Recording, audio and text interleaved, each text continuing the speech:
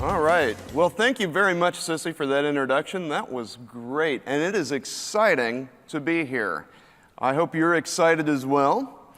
Today, what we're going to look at is we're going to consider fun or serious and how you can use both to improve your dashboards. Sissy already introduced me, so I'm not going to spend much time talking about me, but I'll tell you a few things. So I'm Joshua Milligan. I am a principal consultant at Technion Data Solutions, which means that I have a lot of fun building out serious solutions for our clients. And I love working with clients across industries and seeing all different kinds of data sets, different kinds of problems, and then using Tableau to meet those problems and those challenges and to give people serious answers that help them. I'm also a Tableau Zen Master, so just a few minutes ago I got to walk up on stage with all the other Zen Masters, and that was a lot of fun. Take a chance to meet some of them. They are incredible. I'm also a Tableau social media ambassador, so follow me on Twitter. I'll give you all my contact information. In fact, it's there, the blog, my website. In fact, don't worry about trying to take a lot of notes very furiously. In a few days, maybe a few weeks after I catch up after conference, I'll get a blog post out there about this presentation, so a lot of the materials will be available for you. Sissy mentioned that I have a book out there, so I do, and it was I had a great time learning Tableau as I wrote the book, and she also mentioned that I am a Trekkie. Any other Star Trek fans out there? Okay, a few and one passionate one. The rest of you have been warned.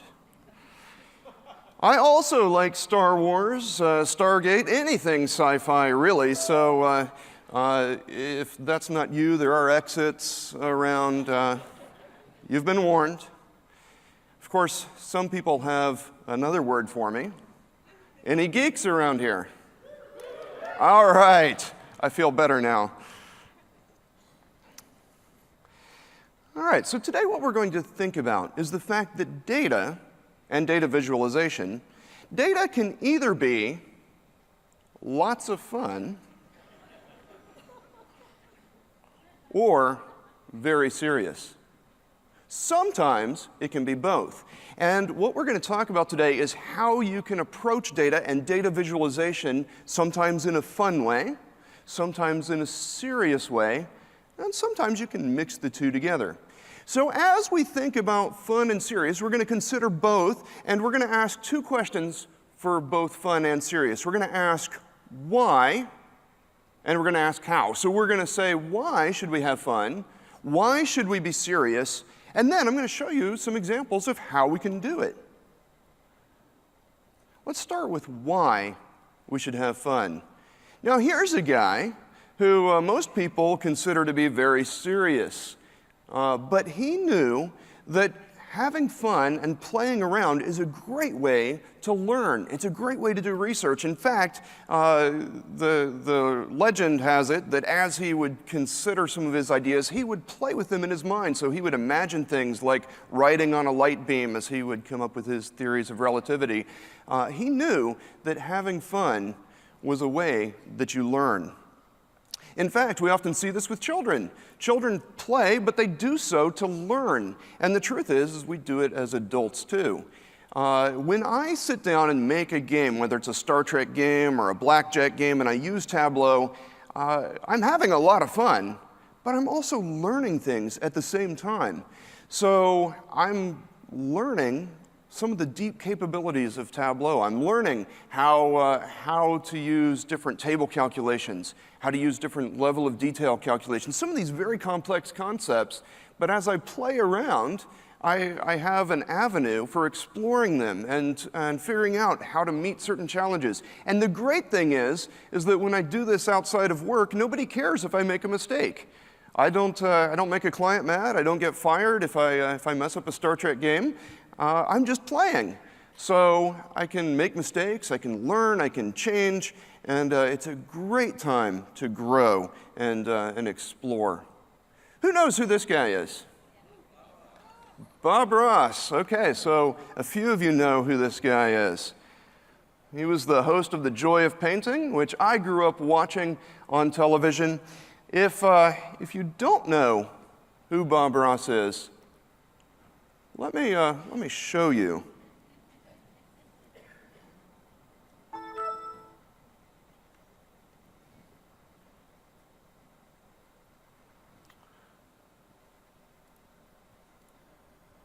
Hi, I'm glad you could join me today. You got your oil paints all put out and your big glass of iced tea beside you and ready? Okay, let's do it then. Let's start off by having them graphically put all the colors on the screen that you need to do this painting with me, and they'll come across, as usual, in the same order as I have them on the palette, starting with the white and working around. Now let's go on up here. Now I've already covered the canvas with a nice thin, even coat of the liquid white. It's wet and slick and it's ready to go too. So let's do a fantastic little painting together. And I thought today we'll start off with the old 2-inch brush and the smallest little amount of alizarin crimson. Very small amount. And just tap the brush into that. Just tap it like that. Okay, let's go right up here. And maybe in the sky here there's a little bit of pink. I just want a very small amount. When you're doing this, just use the littlest touch of paint. Because if you're not careful, you'll set your sky right on fire. And we don't want it on fire. We just want a little pinkish glow in it when we're done. Just to brighten it up and make it a very happy little sky. And that's enough. Right there is enough. Okay, without cleaning the brush, I'm gonna go right into phthalo blue. And the blue is so much stronger than the crimson, you don't have to clean the brush. You can go right into it. Okay, load it the same way by tapping. Let's go right back up here. Now, use a little crisscross stroke, start right at the top and work down to the pink. Just like that. Little crisscross strokes. Little X's. See there? That easy. And where these come together, you'll get sort of a lavender color. It's very pretty, very warm. There. All right, let me clean the old brush. Ooh.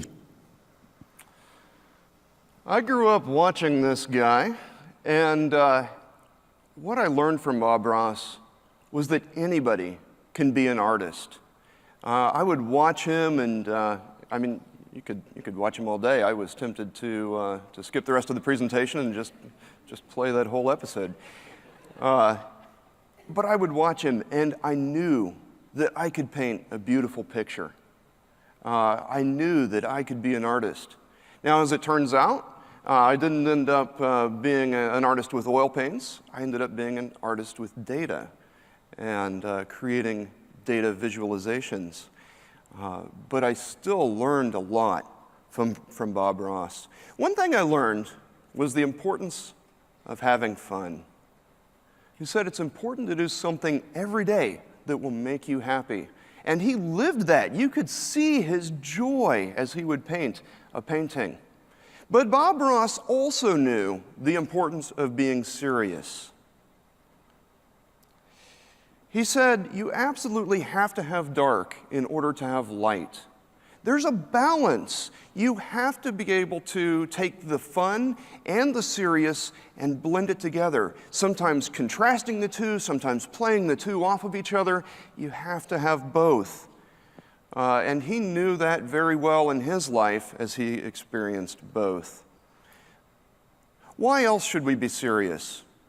Well, one thing that occurred to me as I was making all of these games in Tableau and having a great time was that I didn't want to look back on my life and think, what have I done? There is a time that you have to get serious, because when you look back, you want to be able to say, I made a difference. I did something meaningful. I did something worthwhile. And the pursuit of data and the pursuit of truth through that data, I think, is very worthwhile. It's very meaningful. In fact, it can change lives. Sometimes it's worthwhile to consider the serious nature of life itself. Sometimes you wake up in the morning to a shock or a surprise, and you realize there are serious things in life that have to be addressed. And it's good to consider those, and it's good to consider the meaning that we can find through those. So, let me show you, using Tableau, how we can have fun and how we can be serious. I'm going to pull up Tableau here, and I'm going to pull up a series of dashboards, and we'll walk through just some of the options you have for having fun and for being serious as well. All right, so I've got a Tableau dashboard up here. In fact, I'm not going into presentation mode. I'm going to leave it right here so that you can see this is a Tableau dashboard. One time when I was giving a presentation, someone actually told me, "You sound a lot like Bob Ross." All right, so I'm going to try my best impersonation. When you come to Tableau, think of it as a blank canvas. It's ready for you to express yourself. And so we come to this blank canvas and we have our paints ready, we have our data ready, and we're ready to start. Let's start by just painting some fluffy clouds in the sky, some happy little clouds. Take that 2-inch brush and just go away at it. And then maybe we want a mountain right here. And maybe we need some other mountains here or here. And don't worry, there's no such thing as a mistake, only happy little accidents, and we can always fix those. And now we need some water. So take that 2-inch brush, load it up with some blue, and just go back and forth at the bottom part of the canvas there. And of course, we need some happy little trees. And make sure you always give a tree a friend. And when I see a place like this, I think, this is a place where I want to live. And of course, if I'm going to live there, I need a cabin. So I'm going to live in that cabin right there. And I could just live there and relax for the rest of my life. And so that's an example of something fun that you can do in Tableau. And of course, when you're using Tableau, always remember happy little tree maps. Let me show you a little bit of how I did this. So when you come to Tableau, you realize there are all kinds of ways that you can paint with the data. Tableau gives you all kinds of different possibilities. You have columns, you have rows, you have this marks card with color and size and text. And if you drop down here, you'll see that you have all different kinds of ways that you can draw marks, lines and bars, squares, circles. What I'm going to look at today is shape. And I've got a data set here that I've got ready with just a few things. So I've just got one dimension here called image, and if we take a look at that, you'll see that's just hills, mountains, sky, or snow.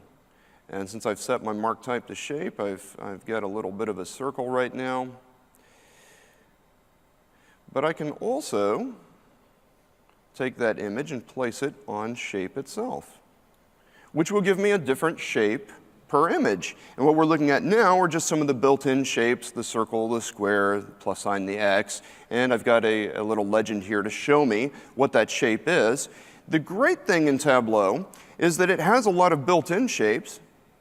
So if I edit this, you'll see that there are all kinds of defaults here. There's a default palette, and then there are lots of other built-in palettes too, some filled shapes, KPIs that you could use with check marks and X's and different things. But you can also add your own shapes. So if I go into my Documents folder and I find my Tableau repository, there is a directory here called Shapes. And when I open that up, I see my KPIs, I see some of the other built-in palettes here, and if I looked at that, it's just full of different images. But the great thing is that if I add my own directory here and fill it with my own images, those actually now show up here in Tableau. And so I have one here called How to Paint, which I've loaded up with some images. And the other great thing is that if you match the order alphabetically of file names with the order of your data, then all you have to do is click Assign Palette and OK. And there you have some shapes. So I've got hills, mountains, sky, snow, and I've got them all on different rows right now. But if I take the image off rows, then they're kind of just stacked here next to each other. So I'll do one little trick here where I'll just add a column, do an ad hoc calculation, and we'll just do the min of 1. just to give us a little bit of an axis. And let's make it a little bit bigger. Oops, not big enough. Let's just fit that entire thing in there. And size should be okay. Let's bring that up a little bit more. All right, so we've got something here, but there's a little bit of an issue. If I highlight some things, you can see the individual shapes. The great thing that Tableau does is any transparency in the image is retained as you use it. And what I notice is that snow, when it's highlighted, it comes out front, and I can see some of the trees, but it's hidden a little bit behind. All I have to do is reorder. So if I take that snow and bring it up a little bit higher, let's bring the mountains down, and the hills need to come down too. There we go. Now I've got everything kind of in the right order. Now, if I take this to a dashboard, I can have lots of fun because now I've got all kinds of things that I can do. I can add images to my dashboard. So if I add an image here, I've just got an image of a canvas, and I'll put that in there. I'll right-click and say fit that image to the canvas to make it a little bit bigger. And then I'm going to take my, my one-way to paint, and I'm going to float that out here. So I'll hold down on Shift as I drag and drop. We'll hide that title, and maybe center that on the dashboard. Let's go to the sheet and make that even bigger. Come back here. Oh, a little bit too big, but that'll work. And put that in there. And of course, now you could do all kinds of fun things, like having filters or that sort of thing. But that's how I went about creating that kind of a dashboard. And that's just fun. That's just something that you can do with Tableau to have fun. Now, I got to thinking, you know, shapes are really useful in a lot of situations, especially a situation like this. Oops. So you were warned. One thing that always comes up when you talk about Star Trek is, oh, there we go, is do people in red shirts die more frequently than others? I've always heard the jokes, you don't want to wear a red shirt. I disobeyed that today. So we'll see. So I thought, let me grab some data, let's explore it and see if that's really true, that you don't want to wear a red shirt, especially in the original series. So I've got a data set here, and I've got a dashboard that I created just to see, do red shirts die more frequently? And so I've got it set up here where I can step through the episodes. So episode 1, you already had 3 people die. I never realized it was such a bloody series. But no red shirts. So we've got a blue shirt. We've got some people dressed in the gold uniforms. But as we go through, so here's episode 5. Still no red shirts. Season 1, episode 6. We keep going. Do they? So that was a good question. Yeah, do they have red shirts? Yeah, in fact, the beginning, they had red shirts all the way back in the first episode, but it's all the way through, halfway through the first season before you even get any red shirt deaths. And we keep going. So we're getting towards the end of season 1 right now, and so far, it's the gold uniform that I don't want to be wearing. So we keep going. Season 2, still red shirts are okay. And we keep going. We're halfway through season 2, and now red shirts are tied. Keep going.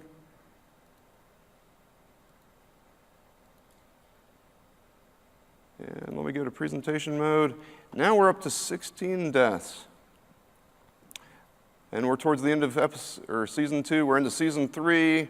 And as we approach the end of season 3, definitely do not want to be wearing a red shirt unless your name is Scotty. Now, this is fun, And this dashboard is just for fun. And like I said, you can make mistakes when you're having fun.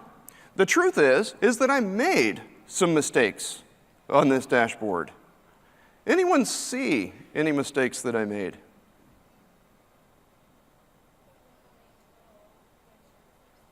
Oh yeah, so someone said you don't know how many total red shirts there are. And that's exactly true. In fact, all I'm showing here is just the number of people who died on screen. I'm not showing you how many were actually in the crew of the entire ship. So the truth is maybe red shirts were much more plentiful on the ship, and so statistically speaking, maybe wearing a red shirt really isn't that bad. Maybe the death rate among red shirts is even lower than the death rate among people wearing gold or blue uniforms. So that's one mistake I made.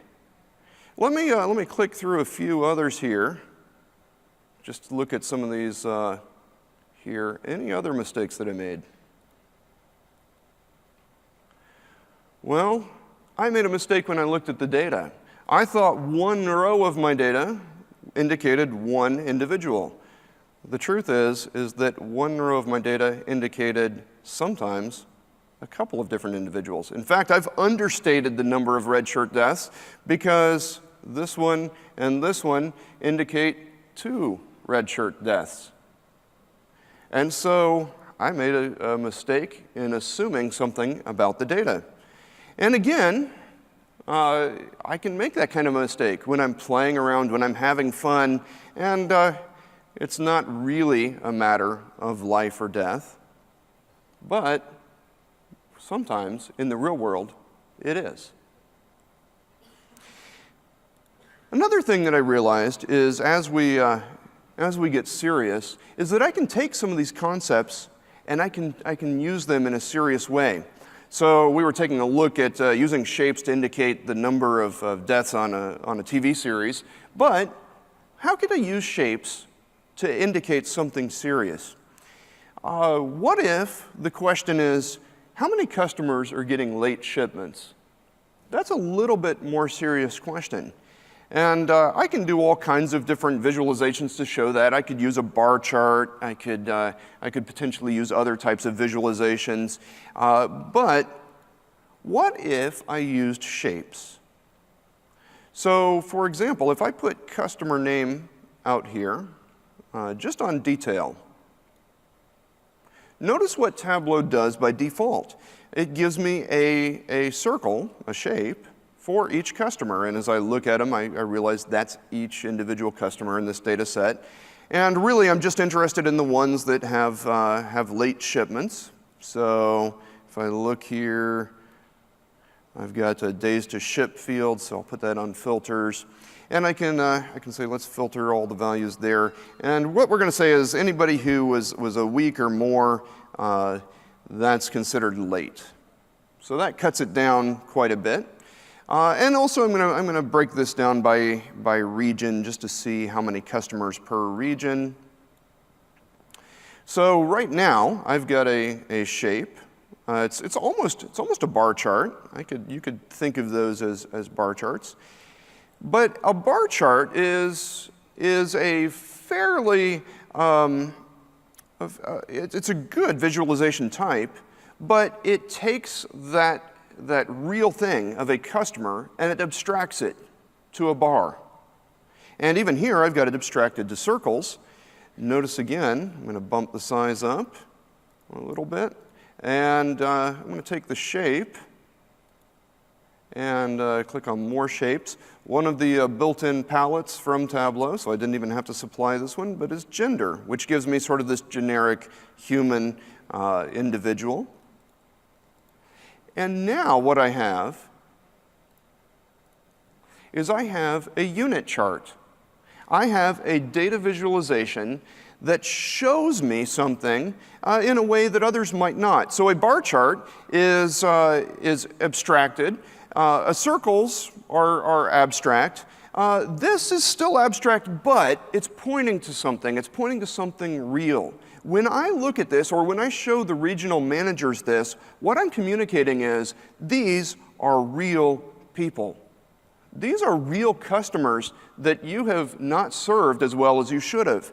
And so what I'm trying to do is I'm trying to communicate the seriousness of the situation, and I'm trying to effect a change in the reality of the situation. So by taking some concept like shape and applying it, I can either have fun or it can be serious. Let's take a look at something else. So I mentioned before that Star Trek was life and death, but in a fun way. This is life and death in a very serious way. And this is the data visualization where I first realized the serious nature of data visualization.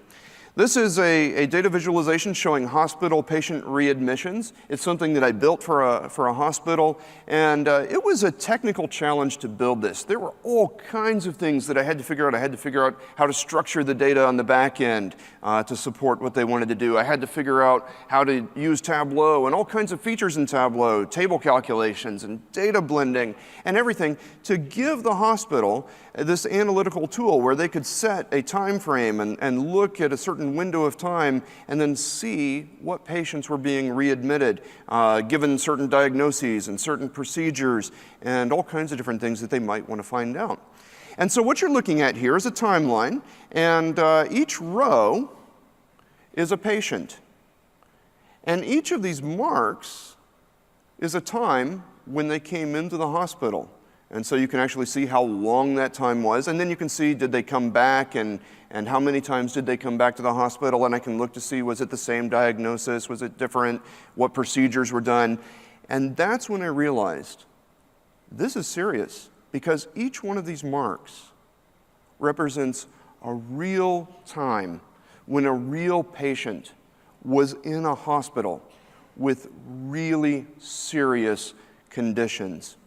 And I looked at this and I realized this is a chance to do something that is meaningful. This is a chance to make a difference because the hospital can use this to start to analyze, are they doing a good job? How are they treating their patients? What procedures are effective? What procedures are not effective? And so as I built this out, at first I was really proud about the technical job that I had done, and I thought, wow, this is one of the greatest dashboards I'd built. I look back on it now and I think, well, I might have done it differently. But then I realized this is serious business, and I better get it right. I better show the data that's true. I better show it in the right way. I better communicate what's right. I better not make the mistakes that I made in that Star Trek viz where I counted one thing as being one thing when it was really two people. I can't make that kind of mistake here because people are counting on this. Let me show you some other examples that are pretty serious. Here's a dashboard that shows crimes. And what it is it's a dashboard that shows how a city might clear crimes through the system or criminals through the system. And so this is important because you don't want people sitting in the jail for a long time. You want to make sure that they're getting their fair shot in court. And the city has a certain goal in terms of making sure that they clear these defendants through the system rather quickly. And so this is a serious dashboard. How do I make sure that I communicate the serious nature of it? Well, take a look. I did use some things that could be fun, like images, but it's a fairly serious image, and I minimized the use of that. Colors can be lots of fun, but I've minimized the use of colors here. In fact, crime hopefully is sort of black and white, so I've tried to indicate that. And then with my use of colors, I've sort of muted it, I've toned it down, and I'm giving you something that you look at, and you know this is serious. You see what you're supposed to see, and you see the goal, you see where you are, but I'm not really trying to have a lot of fun with this dashboard. This is serious business. But sometimes, so let's take that same fictional city and say that they also want to consider the road conditions in that city. Sometimes I might be too serious. Here's a dashboard that shows road conditions and how they might want to prioritize road repairs. And I've got a list of the roads and how much it's going to cost. And I've given them some options to filter based on the condition of the road. So maybe they just want to filter down to the poorer condition roads, and then maybe take a look at just rural roads or urban roads. So this way they've got a tool, and they can look at this and they can figure out what they should do, where their priorities should be, how much it's going to cost, and what they need to do. But this dashboard, it's usable, it's functional, it's very serious, but there's an opportunity here to have just a little bit of fun. Consider this dashboard. This is the same data, the same tool, because I can still look at the conditions of roads. I can still filter based on urban or rural, and I can still find out what the condition is. But what I can also see is where these roads are, and I have a little bit of interactivity, and I can see what neighborhoods. And it gets to be a little bit more fun. I've added an image here. And the idea isn't that the city workers using this are going to go play with this all day, but I'm encouraging them to engage with this dashboard. I want them to use this as a tool, and so I want it to be something that invites them to use it. And by making it just a little bit more visual, and by introducing just a little bit of color, images, and graphical representation beyond just some of the standard visualizations, I'm encouraging them to be engaged with the process of prioritizing their road repairs. I'm going to show you another example here in a second, but before I do, I've got a question for you. How many of you like bubble charts? How many of you think of them as a great analytical tool? Okay, you're scared to raise your hand. I was too, because I didn't think of bubble charts as something that I ever wanted to be associated with, until I saw this dashboard. This is not my dashboard. This is actually Bridget Cogley's dashboard. She's another Zen master, and she also works with me at Technion. But she created this dashboard, and she showed it to me, and when I saw it, I realized she's done something rather incredible here.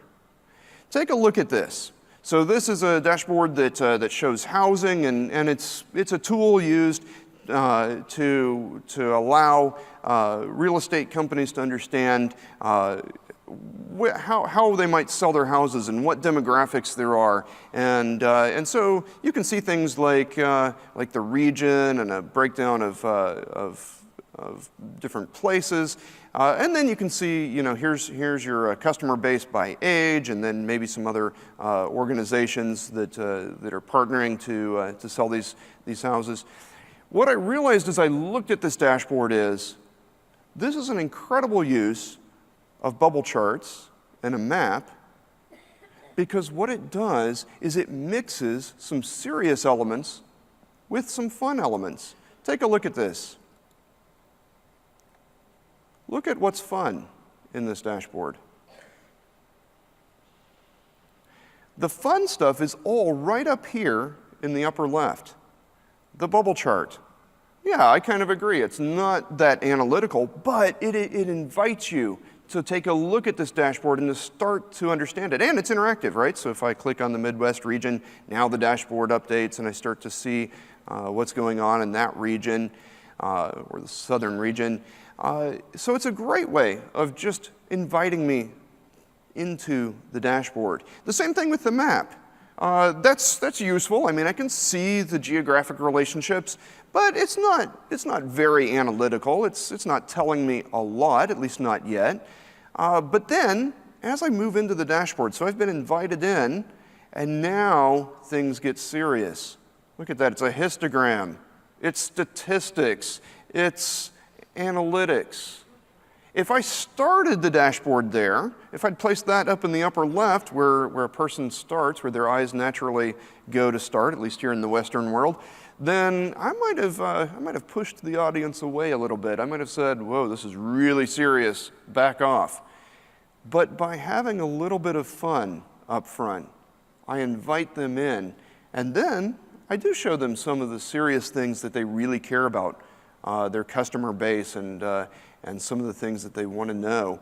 But I reserved that for a certain section in the dashboard. So this dashboard is a great example of mixing some of it together.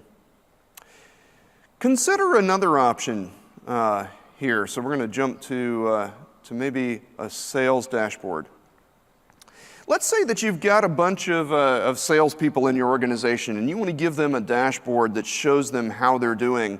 Maybe you've set up a goal and you've told them you've got a certain sales goal, and if you reach that goal and you're the first, you're number one, you're the number one salesperson for the quarter, we've got a prize for you. It's a flat screen TV. And you give them this dashboard. Now this is a fine dashboard to give your sales team.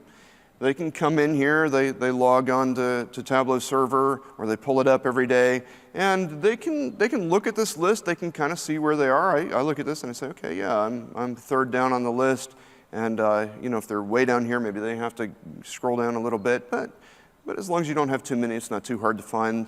And then, I don't know how useful it is for them to see their territories, but it's there for them. And I've given the goal, so they can see that. This is a decent dashboard. It gets the job done. But what if we made it a little bit more fun? Consider this option. So, this dashboard, I log into Tableau, and because Tableau knows my username, and because my username is in the data, I can match those things up, and I can make the dashboard dynamic so that it shows a version that is just for me. This has all of the same information. In fact, it maybe has a little bit more. But what I see is I see how I'm progressing towards the goal, and I see what my commission is. So that's important for me. And then I see this. I see I'm ranked number 3. But beyond that, I can see where I was in a previous period. Wow, last month I was dead last, and I've moved up to number 3.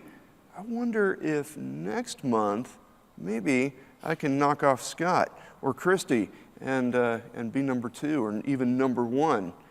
And so what I've done is I've taken what was a usable dashboard and I've made it more fun and more engaging for the audience. In fact, I've custom fit this. Each salesperson who logs on is going to see a dashboard custom fit just for them. And it makes it a little bit of a contest. It makes it a little bit of a game. All of a sudden, I see where I was. I see where I am. I see my relation to everyone else. But it's also, at the same time, fairly serious, because this is my livelihood. This is how I take home money to buy groceries and pay the mortgage and feed my family. So there are elements of both. But by making it just a little bit more fun and introducing just a little bit of competition, I'm encouraging my audience to be engaged with the process. And to see this as something that they can actually participate in, not just something that they can look at. What if I made this even a little bit more fun?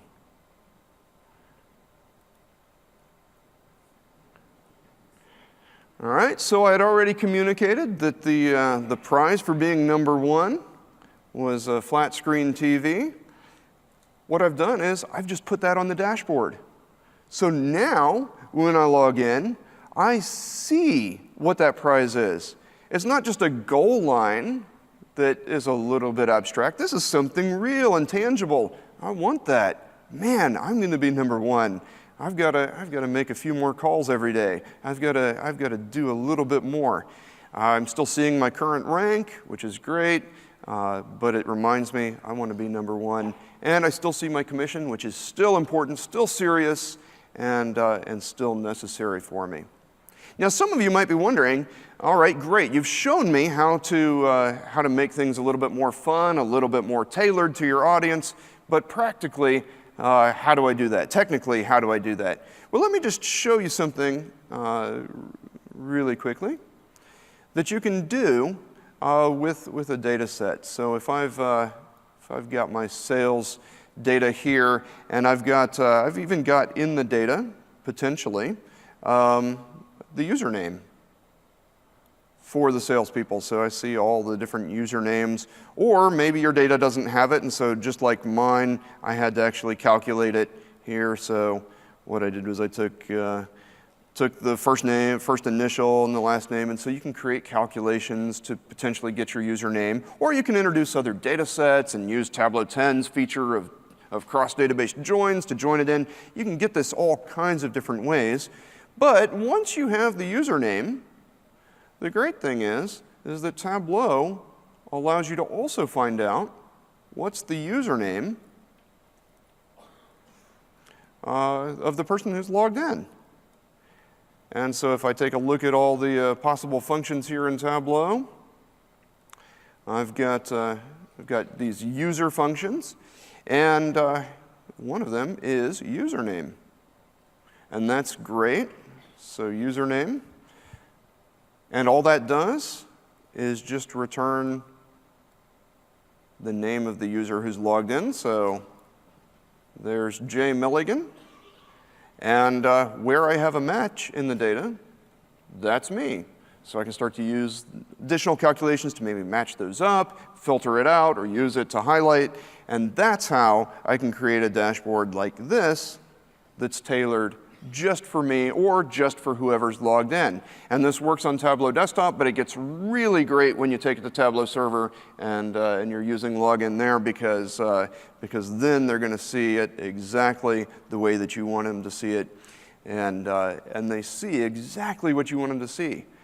And they're having fun, but they're also realizing this is serious. This is how I make a living. And that's one reason why it's important to be serious and to get things right. If I build a dashboard like this and I miscalculate the salesperson's commission, maybe they're not getting paid off of this dashboard, but if they are, they're going to be upset when they find out I made a mistake. But they're also going to be upset if I've misquoted their commission and they get a different amount in their check. I've got to get these things right. I've got to take it seriously. But I can also have fun at the same time. So, we've considered today why should we be serious? And we've considered why we should have fun. Let me show you just a few closing thoughts. So if we could go back to the PowerPoint.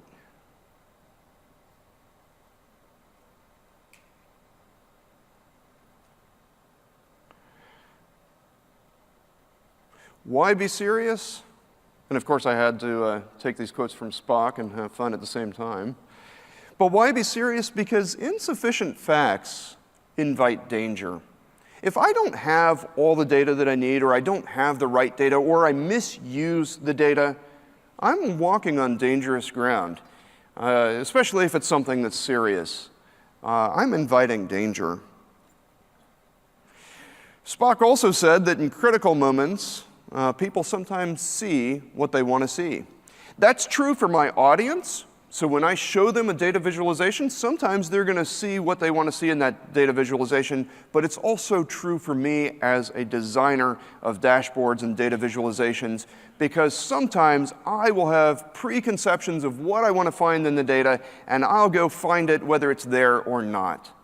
And that's dangerous. I've got to take it seriously.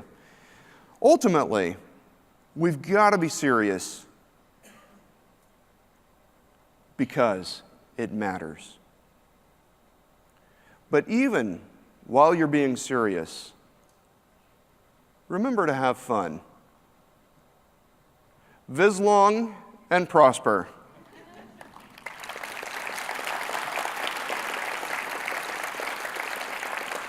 I'll take a few questions. We have a little bit of time if anybody has any questions. Also, remember to complete the survey from the session. I definitely appreciate getting your feedback, and so that is very useful. Any questions? All right. You were really serious and you had the TV in there.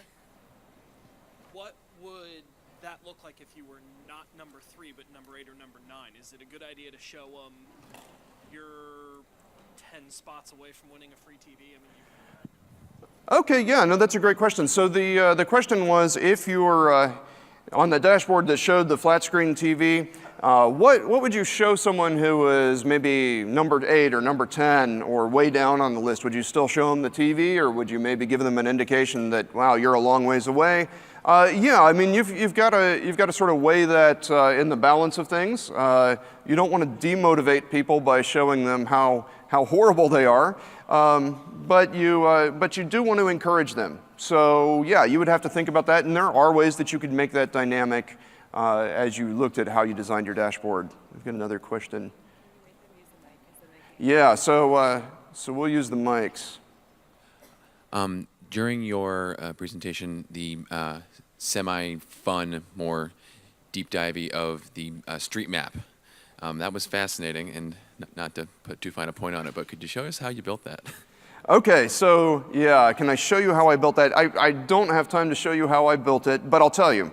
So Alteryx has a wonderful module that you can use to take GIS files and shape files and to output that to something that Tableau uses easily. Now, of course, we saw Tableau will use shape files in future releases, which is great.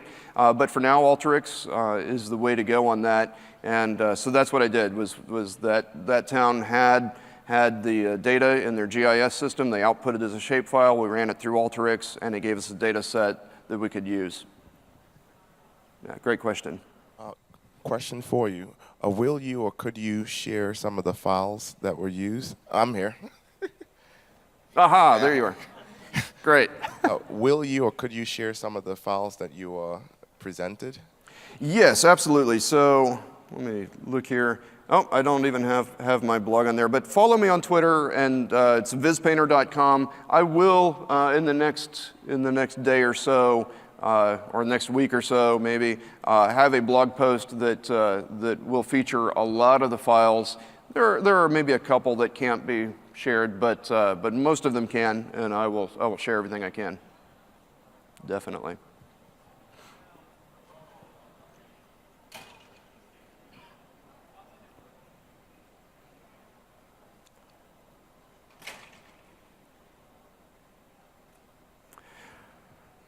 All right. Well, thank you guys so much. It was a pleasure to be here. Thank you for coming.